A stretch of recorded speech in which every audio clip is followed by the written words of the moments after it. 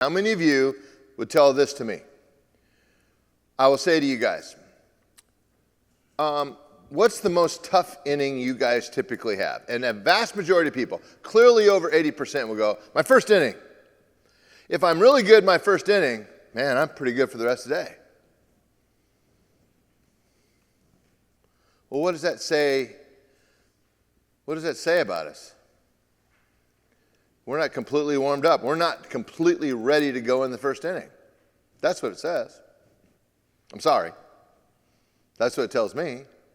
You should have a third inning lather. Anybody here, show of hand this time, anybody here, you got to the end, you're actually stronger than you were when you were beginning? Most people say yes. Well, then it's not, then we shouldn't be worried about getting worn out.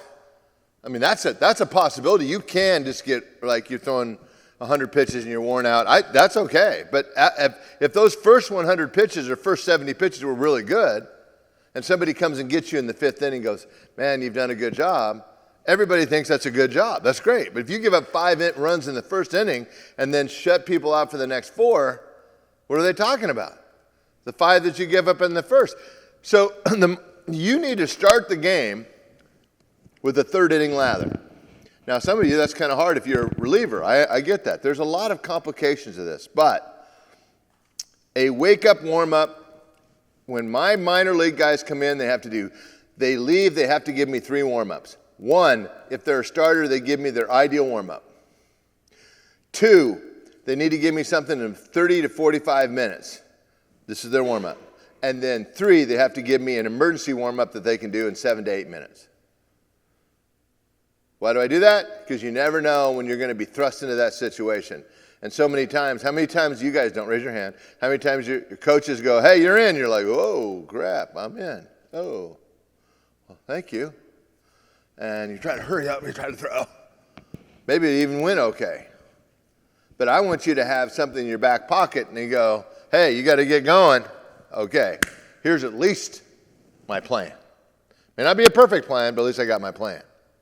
So here, I hope you wrote this, and if you didn't, I want you to write it down. The body can't recruit what isn't awake. If you didn't write it down, write it down. So I ask my college pitchers and my minor leaguers all the time. I said, how much, so I'm asking you today. You're going to go down there, let's say we're going to all go down there, we're going to do a velo, and you're going to try to hit a personal record, your best personal record. Let's say you say it's the fastest you've ever thrown. Let's just say the fastest you've ever thrown is 85 miles an hour.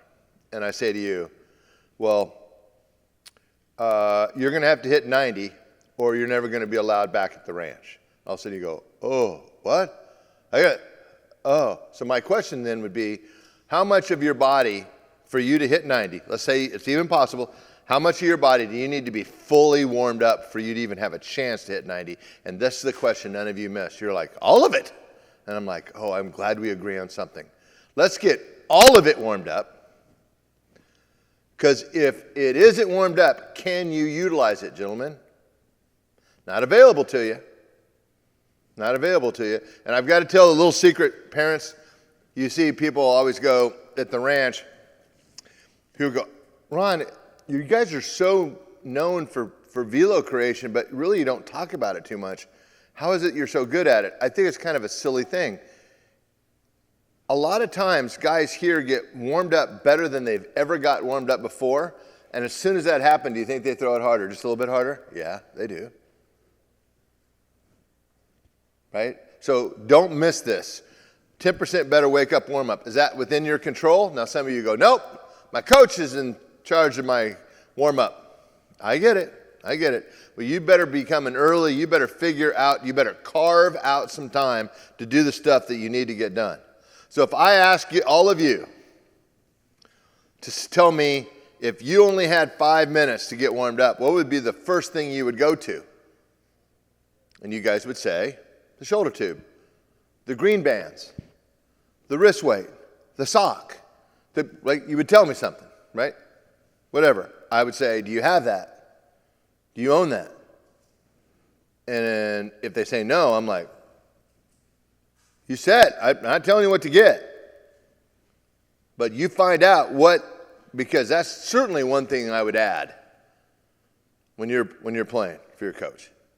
I don't think anybody would ever say, I'm sure there's a couple people, but I've never run across it. If you come early or you get to and you carve time outside the team thing and you get a little bit extra time and you do some stuff, most coaches don't mind that, right? If you don't make a scene in front of them.